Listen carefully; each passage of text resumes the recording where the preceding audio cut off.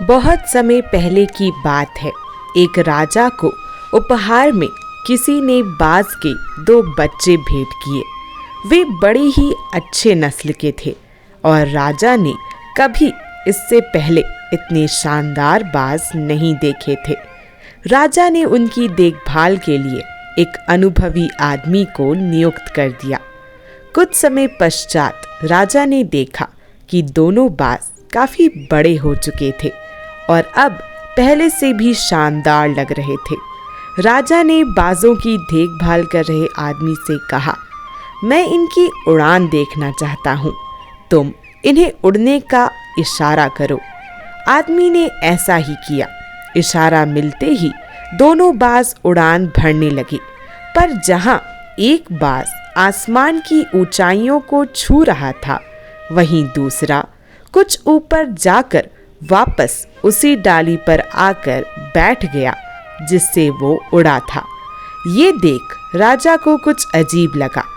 क्या बात है, जहाँ एक बाज इतनी अच्छी उड़ान भर रहा है, वहीं ये दूसरा बाज उड़ना ही नहीं चाह रहा।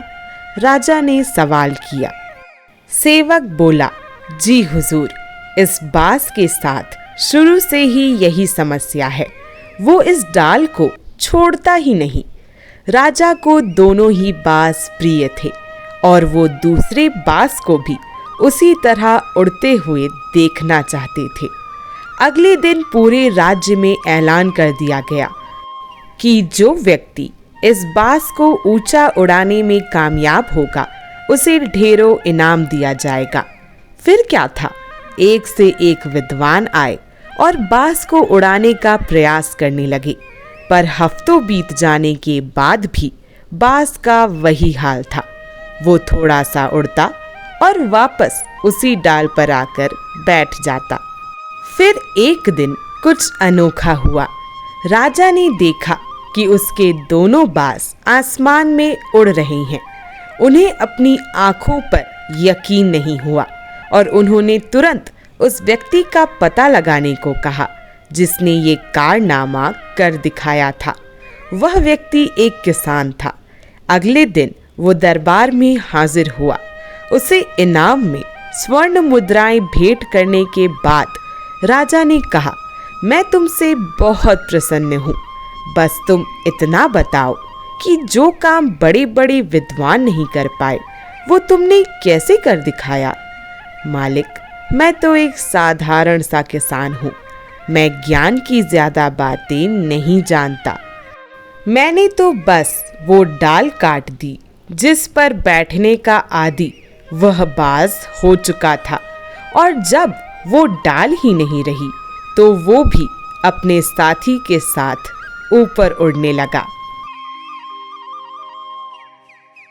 तो दोस्तों, हम सभी ऊंची उड़ान भरने के लिए ही बने हैं, लेकिन कई बार हम जो कर रहे होते हैं उसके इतने आदी हो जाते हैं कि अपनी ऊंची उड़ान भरने की क्षमता को भूल जाते हैं।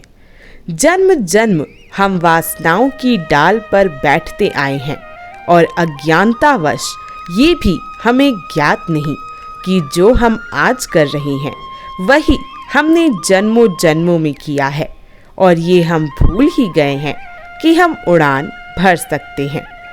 अतृप्त वासनाओं की डाल पर बैठे बैठे हमें विस्मृत हो गया है कि ध्यान रूपी पंख भी हैं हमारे पास, जिससे हम उड़ान भर सकते हैं।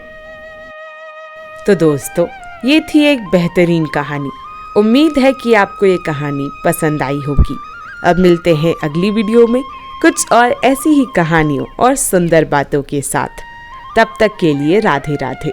और ये वीडियो देखने के लिए आप सभी लोगों का बहुत बहुत धन्यवाद।